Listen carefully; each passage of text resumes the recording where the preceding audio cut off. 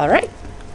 The first thing I want you to do is, if you go to the internet, because then you can download this actual IEP, is go to the department, South Dakota Department of Education, and the address is doe.sd.gov.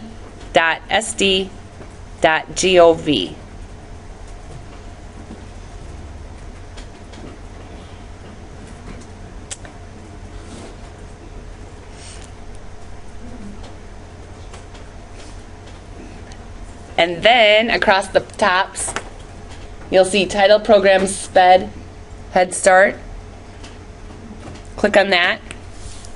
Go to special education. And then go all the way down. Oops. Go all the way down. It is touchy. To the individual education program.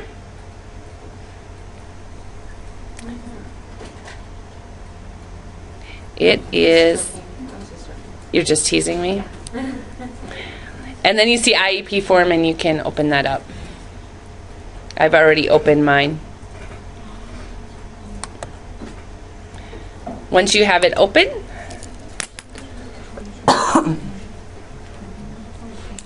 you can even type on it, so you can take notes as I talk. How lucky for you. What did you click on? IEP. Oh, IEP Form. IEP form.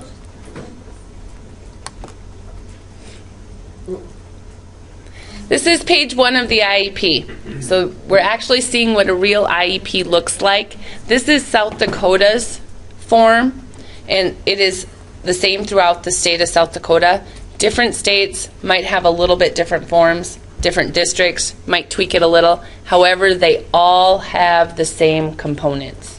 So everybody has the same pieces on it. That's fine. That's okay. For my online students, these are just students coming in right now. Okay, the first page is really the basic facts. So you're going to have the student names, the date the meeting's taking place, age, grade, birth. There's a few things that are worth noting here. One is the date services are going to begin, and the annual review date. Whatever date is here in the meeting date, you have to have the annual review before or on that date the next year. You can't go past that date. Services do not typically begin the same day the meeting took place. Why do you think that might be?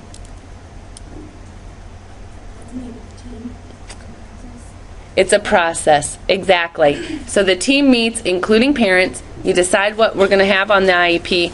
We have to give the parents time to look at what we have on the IEP, make sure they sign off and accept it before we can implement services. So that's a big thing. Sometimes some teachers will have the IEP pretty much written. That's okay too. They'll bring it to the IEP meeting and they'll say, okay, here's some of the things I was thinking. Here's some feedback I've gotten, but this is our rough draft. And so today as a team, we can make changes, take out things we don't like, add things that we think are applicable, and fix our rough draft. So it's okay if teachers do come with a rough draft, but they have to be very careful that anything on it can be changed and that everyone's input. So those are some important things. A lot of people ask about this over here, the SIMS number. That's what the states use for reporting the number of students on IEPs and the student number. So keeping track of that student through the K-12 system. And then we have the purpose of the meeting. Here you go, discussed evaluation results with the parents, and we ask for parent guardian signature, as well as that we have given them a copy of those. High school teachers, there's that transition planning. So if our student is over the age of 16, we have to check yes. It used to be 14, age 14. In 2004, they changed it to 16. Before that, they had it 16. Then they changed it to 14. Then they changed it back to 16. I speculate that they should change it back to 14 because they seem to change it flip-flop all the time. My opinion as a teacher is we need to start at 14. 16 is way too late. So you can start earlier. We're required to by age 16, but high school teachers, that really applies to you if there's the transition planning if they're over 16. Here you notice the school of residence. So if they were being served by Madison Public Schools, that's what we'd put there. But maybe they attend a different school. Maybe they attend Children's Care Hospital and School. Then we would write that here. But Madison would still be responsible for any fees that would be incurred and transportation. Down below on this first page, oops, we have all the signatures that are required of people to be at the meeting. I encourage you, if you are involved with that student, you should be at this meeting. If you have that student in class, you should be at this IEP meeting. You should also make sure your signature is on this first page. If our student is over the age of 16, they should be at this meeting. You know my opinion on that. I think they should be at this meeting even in kindergarten, even if it's to say, hi, I like recess, or hi, my name is, and then let them go do something else. But get them used to being at that process, because it's about them, it's not about us. It's about them. This may be a test question. Superintendent designee. A lot of times we think that the school principal has to be at an IEP meeting. That is not true. A principal or the superintendent is not required to be at the IEP meeting. However, most of the time the school principal is, depending on the size of the district, or someone else is designated to come to the IEP meeting for the school principal. So, does the school principal have to come to the IEP meeting? No, they do not. Are they often there? Yes. Sometimes it's the school counselor is designated, sometimes it's another teacher is designated, but there does have to be a designee there. As we get down further on page 1,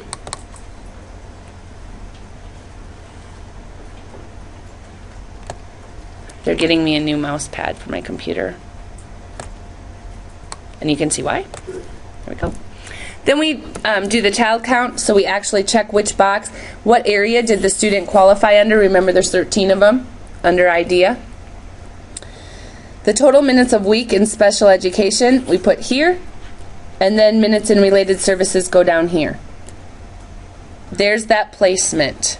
Where will they be served at? General classroom with modifications, resource room, self-contained classroom. Only one of those boxes can be checked. I'll often see when my students write IEPs, they'll check a couple of them because they go to the resource room and they're also in the regular classroom. They'll check both. We only check one of those boxes. So if they're in the general classroom with modifications 80% to 100% of the day, that's the box we check. If they're in the resource room 40 to 79%, then that's the box we check. But you only check one of those boxes. Question? Of the 13 courses that they can qualify for, does that have any relationship to how many minutes they have in the special ed, meaning like how many boxes they have checked? Okay, so for instance, if somebody had LD, SLD, specific learning disability, there's really no direct correlation other than obviously somebody with deaf-blind, for example. It is very likely that somebody who is deaf-blind at the very beginning of their school career will have more time outside of the classroom receiving services than someone with a specific learning disability. But there's nothing set in stone that says, hey, if you qualify as having a specific learning disability, you should be out of the classroom this many minutes. Is that what you're asking? Yeah. No, there's nothing set in stone.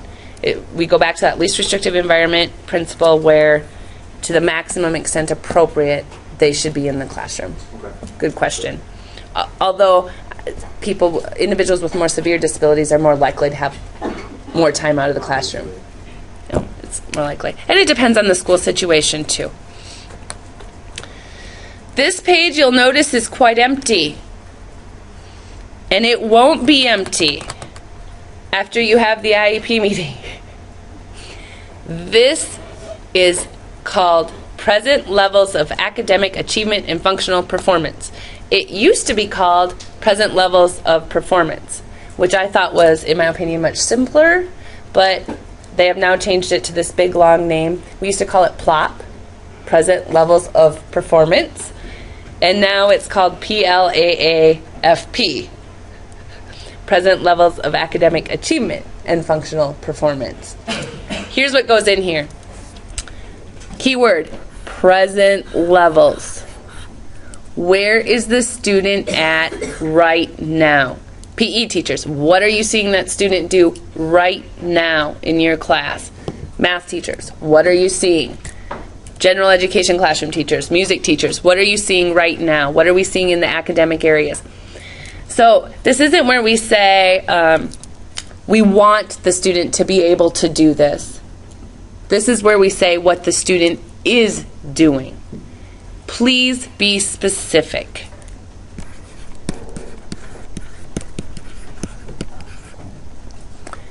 If a teacher says the student is off task a lot in the classroom, we, again, really don't know what that means.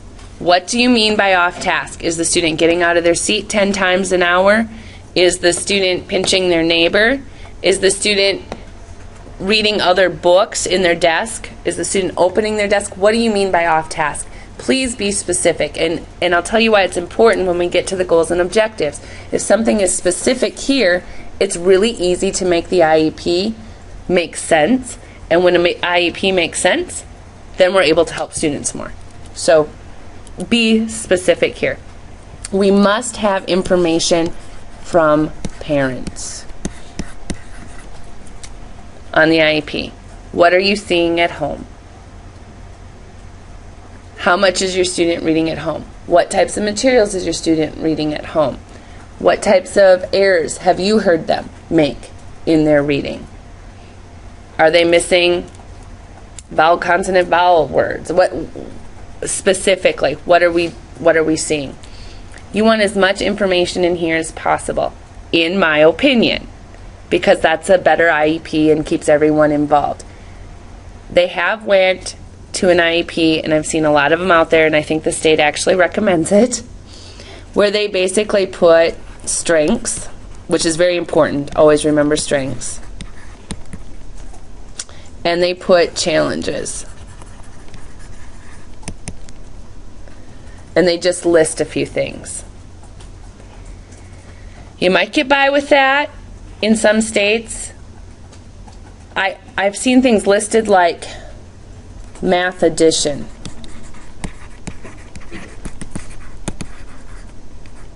Or reading sight words.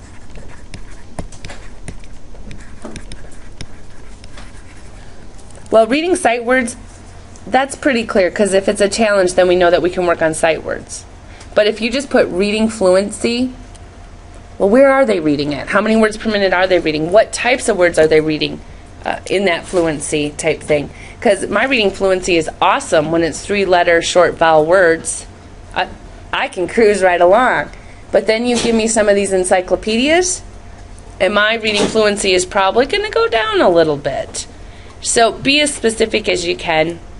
It's going to help everybody involved, and it helps those new teachers too, because next year, maybe this IEP meeting took place in March, and you're the new teacher in September. So you weren't at the March meeting because you didn't know you were having the student. So it helps everybody. Make sure you have strengths. High school teachers, here's that transition again. It's a whole nother ball game. It's covered at the end of the textbook. We must have how the student's disability affects his or her involvement, progress in the general education curriculum, and we must have parent input. I encourage my special education majors to write where they got the information. So the math teacher reported, the history teacher shared, parents indicated, the student said. Because otherwise, sometimes we don't know where we're getting that information, and we want to make sure we clarify. Student work samples from the classroom showed. That type of thing. This is one of the most important parts of the IEP. I can't stress that enough. The more information you have in here, the easier and more doable the IEP is going to be, and the more effective it's going to be. So I'm just going to pretend that I'm a reading teacher, and I'm going to say, when given books at the first grade level, the student reads 4 words per minute. That's pretty low. And I'm not sure I even like this first grade level. I probably, but for the sake of time, I'm not going to do it now. I would probably write, when given 3-letter words with short vowel sounds, the student is reading 4 words per minute. That's not very many. So that's how specific I like to be, because it makes us know where to start with the student. Here's the next page, page 3. Here's where we have to document that we have checked absolutely everything else and know for a fact that we're not missing something and just placing the student on an IEP without knowing. So, is the student limited English proficient? Yes or no? If we check yes, we have to explain the needs that the student will have. Does the student need a translator? Another question. The way you answer these is all based off of all that testing that you do, right? Based off of a lot of the testing that we do. And also off of teachers and parents and student input. So, does the student need special learning materials in their native language? Type thing is what we'd put in here. Are there any special communication needs? Yes or no? Do they need a communication box? Do they need voice recognition software? What do they have that they need for communication? And we have to put it down there. Also, how will we directly instruct them to use whatever communication device? Does the student require Braille? Yes or no? If yes, how will the Braille services be provided? Does the student's behavior impede his or her learning or that of others? Yes or no? Now, if up here on page 2, I can't wait to get a new mouse. On page 2, if you have something about behavior in here, and it sounds like it's really an issue in the classroom, then you better have that box checked yes. If you have that box checked yes on page 3, but you didn't say anything about behavior on page 2, that doesn't make sense. So make sure that everything makes sense. So we get down to behavior. That's probably going to be one of your more popular ones. If you're working with students with emotional behavior disorders, the box is always going to be checked.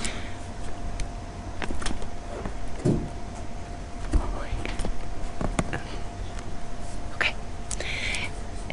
And that, so if that box is checked yes, we want to list in here the strategies required to address the behavior, and we need a positive behavioral intervention and supports, which is a whole nother plan.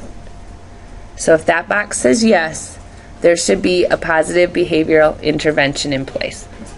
It's a whole nother issue. We're going to talk about it during our emotional behavior disorders chapter, or challenges chapter. But like I said before, make sure that your first page matches. Any assistive technology needed? What? How will it be provided? Physical education. Are they able to be in regular? Physical education isn't required at all. Or they have adaptive physical education. How many physical education majors do we have in here? Quite a few. And then do you take one class in adaptive PE? Will you be certified as adaptive PE teachers when you leave DSU? We're taking it right now. So. Yeah, okay. But you don't know about certification? I don't know. You don't think so? No, I don't know. Oh, you don't know? something to ask, because adaptive PE is, and then that would be the physical education teacher's duties. So you would actually write a piece of the IEP. If you were an adaptive physical education teacher, you will write goals and objectives and be a part of this IEP. So extremely important for you that in your present levels you're specific so you can write your goal page. Hearing aid maintenance, if they have hearing aids. Here we go with assessment. Isn't this fun stuff? But it's important stuff. Assessment. Student will be taking the state and district-wide assessments with or without accommodations.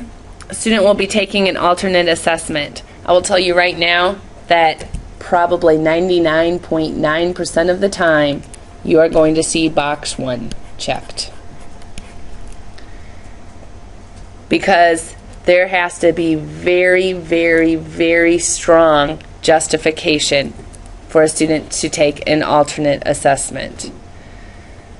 My supervisors used to tell me if they can hold a pencil or push a computer button or indicate in any manner a choice, they should be taking the standardized test with or without accommodations. So you're going to have very, very, very few students taking an alternate assessment. That is typically going to be your students with severe cognitive delays or needs, which in the federal government handbook still says mental retardation, but it's going to be very few students doing that. If you check box 2, you can see that that opens up a whole nother group of questions to answer, fill out, and be specific on. Do they have a significant cognitive disability? If you check no to that, if they do not have it, they're not even allowed to take an alternate assessment. You have to go back up and check number 1. And once in a great while, state and alternate assessments aren't covered during the year that this IEP will fit. So that is page 3. High school teachers, this page is specifically for transition.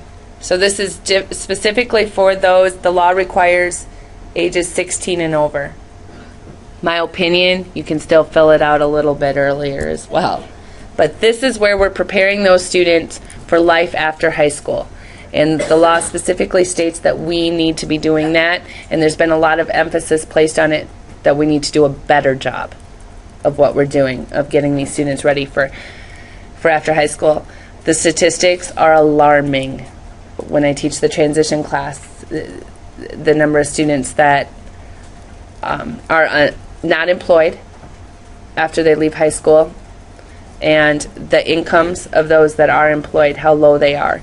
So we have to really up what we're doing to prepare these kids.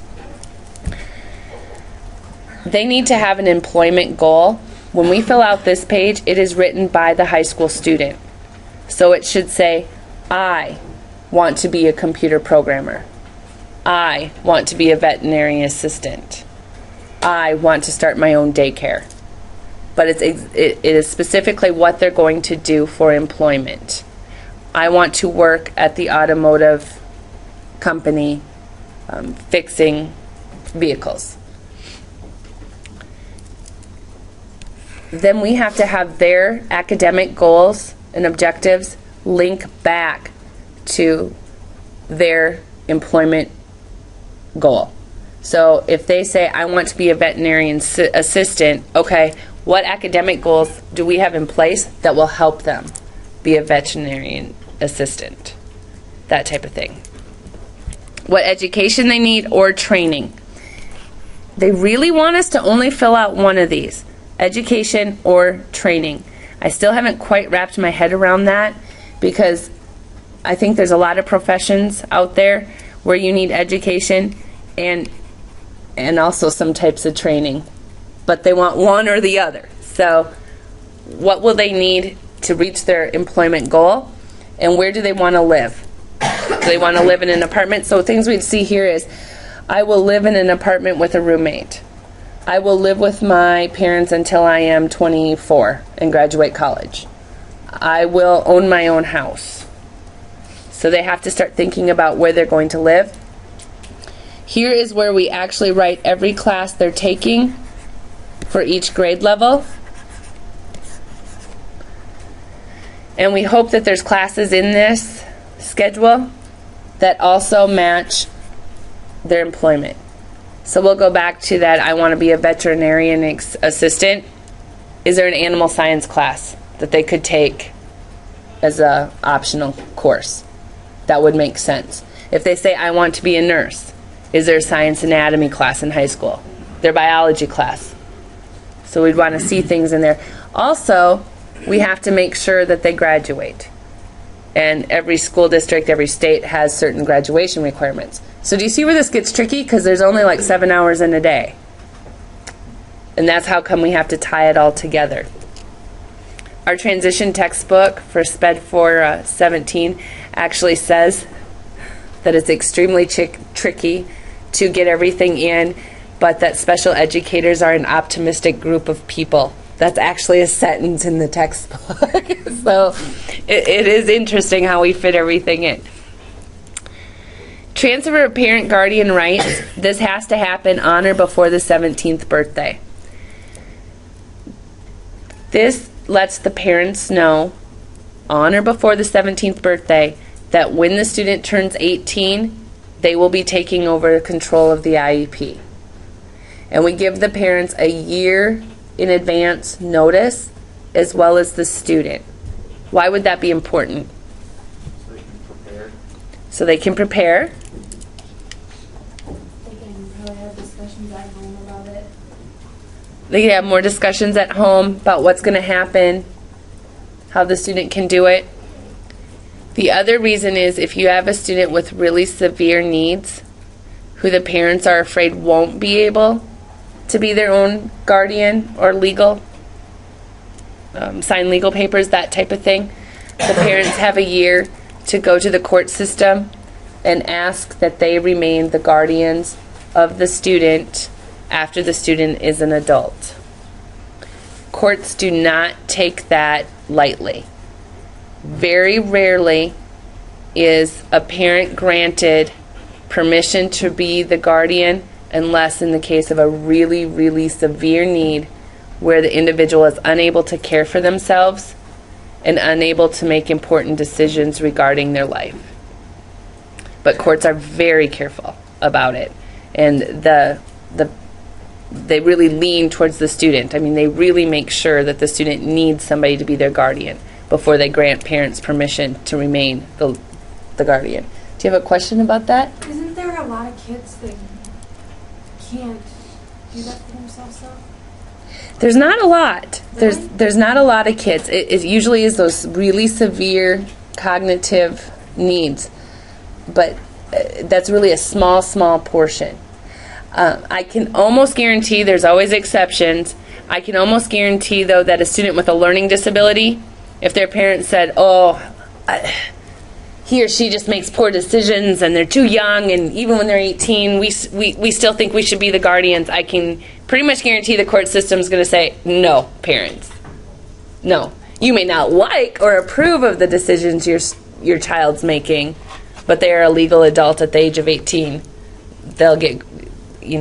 I've even had students and parents with extreme behaviors, bipolar, where they were in like residential facilities, treatment centers, and the parent wanted the student to remain through the remainder of that particular school year.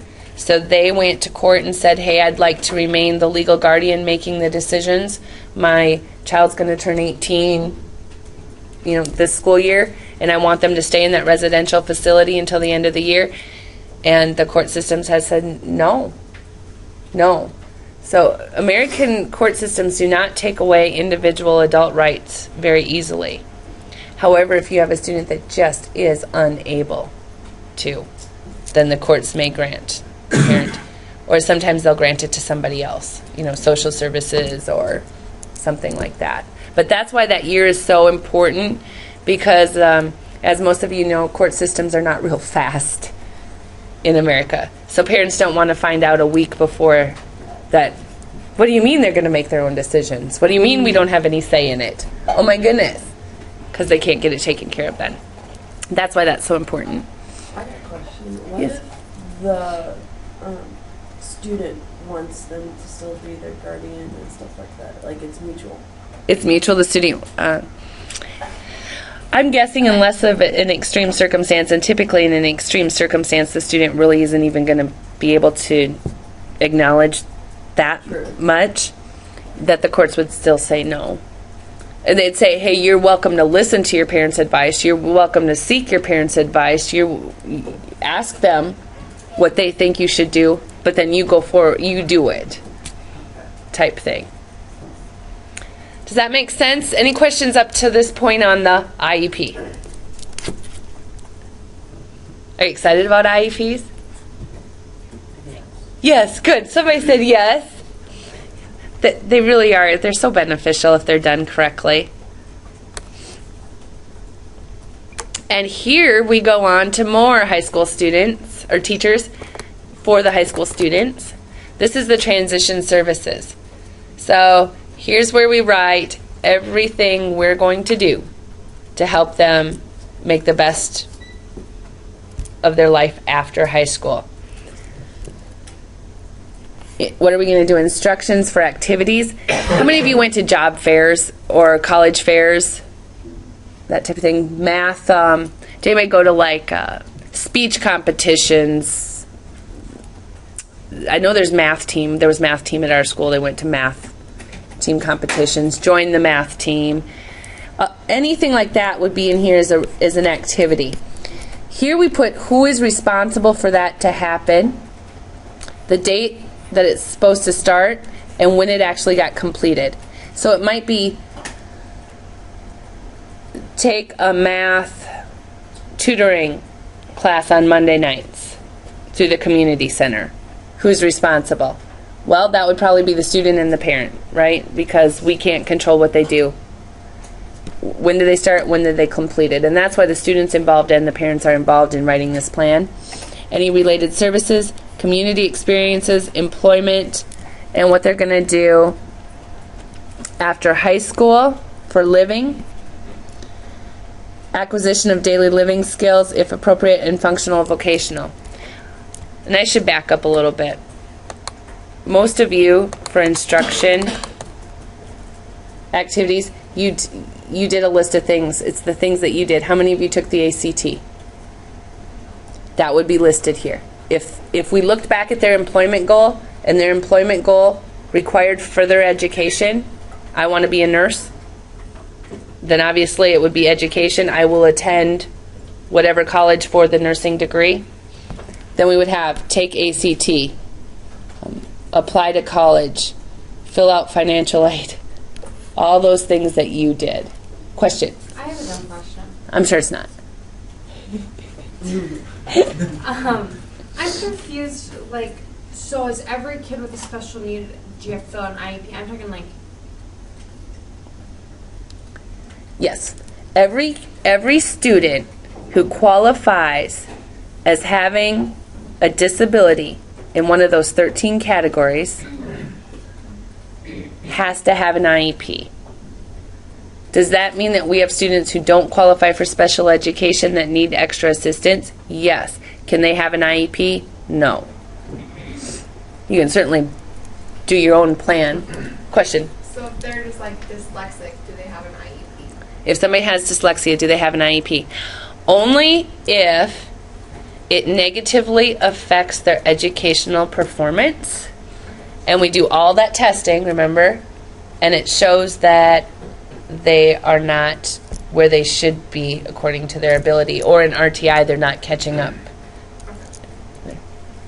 Can they choose not to have one? Definitely. Okay, so just because they qualify doesn't mean that they have to have one. Right. Just because somebody qualifies as able to receive special education or qualifies as having a disability so they could have an IEP, the parents can choose, up until the student's 18, to say, no, we don't want our student on an IEP. Done. At 18, the student can say, I don't want to be on my IEP anymore. Give me the dismissals from services form. Signed. Done. Can they change their mind halfway through an Yeah. IEP? Just be like, no, we're done with this. Yes. They can change their mind at any point and say, you know what, we don't want the IEP anymore. It's just And it's done. Done deal. Parents and up until 18, parents can make that decision. I have another dumb question. You might have talked about it, but how does like culture barriers do with it? Like in Falls, there's lots of, you know what I mean? Because like, how do you judge a kid on their knowledge of reading and that kind of thing when they don't know English well enough to? Does that make sense? You know Yes, what I'm cultural asking? barriers. Yes, we talked about that a little bit before, but it's a great question, and it's unfortunately we don't have any really good, solid answers. That's where we look at the whole child and we ask so many people, and we have to bring in things in their native language. So if we brought in materials written in a language that they're exposed to, and they're still showing that they're not where typical peers would be. Isn't that kind of a crutch though? Shouldn't they be learning what the other kids are learning and not in their language? Because how many people know that language? Like, isn't that setting them up to fail later on because they are not learning the way the other kids are learning in English? Does that make sense? Yes, I hear what you're saying, and it's a good topic for discussion with no right or wrong answers. I think there's a lot of people who wonder that. The law states here what we're talking about is disabilities, so not a cultural barrier. There's another service. It's called, they change the name all the time.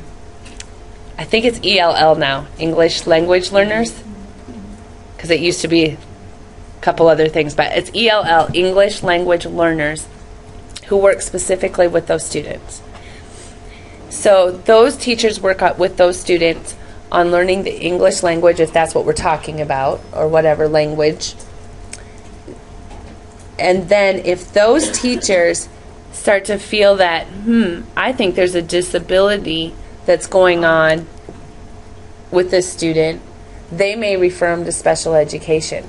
It is very difficult to qualify somebody if there's a bunch of different things going on, because we have to prove it's not the environment, moving a lot, a death in the family, a divorce. When we go through those traumatic things in life, it takes us some time to heal, and we're not functioning at our best. We're readjusting to the new situation. How many of you have moved? Well, yeah, obviously all came to college. Does it take you a little bit to get readjusted to the new situation? How many of you are freshmen? Anybody? Few? One? Does it take a little bit to get readjusted to the new schedule and the new... Yeah, a little bit. And so especially when there's something major like a death, divorce, a huge family move, even parents changing jobs can be a huge stressor. So we have to rule out any of those things and the cultural things as well to qualify them. But if they're moving like every 1 or 2 years, and like every school has like a different thing that they're learning each grade or every school district, then shouldn't they be on like an IEP or something just so that the new schools know, what they need to work on still?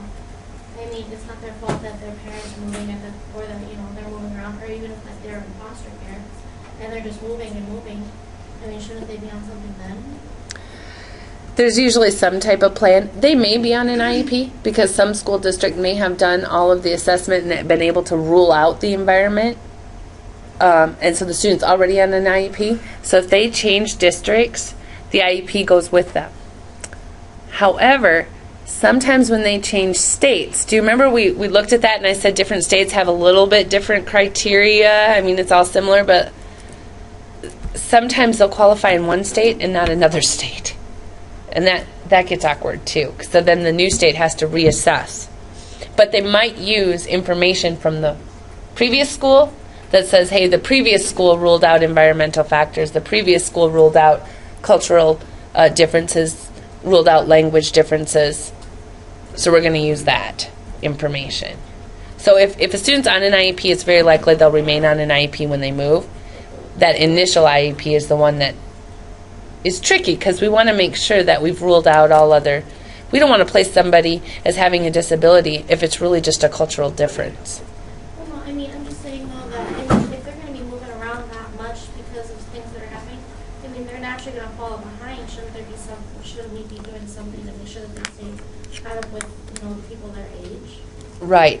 What most schools use is the title services, and so it's totally different from special ed again, but it is a different service. It's usually K-6, where there is different. Most schools I'm familiar with, the title people go into the classroom and help the teacher. Although I have been in school districts where they'll pull out a small group of students during, say, reading time, and they'll work specifically with those students on reading.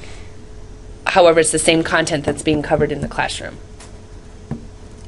So title services probably. And I agree with you. I mean, yes. But special education clearly indicates we have to have proven that they have a disability beyond a doubt, so to speak. Great questions. Any questions about this activity page? If we get down into this functional things, that would be like student will do their own laundry once a week. Or that community, which is up above here, student will open a checking account at the bank. Who do you think we would put in charge, person, agency, or person responsible if we put student will open a checking account at local bank? Students and parents again. Maybe we put student will fill out 10 mock job applications. Who could we put responsible? Student and special education teacher. Special education teacher could make sure. Student will take place in 5 mock interviews. Student and special education teacher. That's something you would have control of. Opening a checking account? No. Don't put the schools responsible or yourself responsible for that. Student will get a cell phone. That could be parents and student again. So that's how that page works.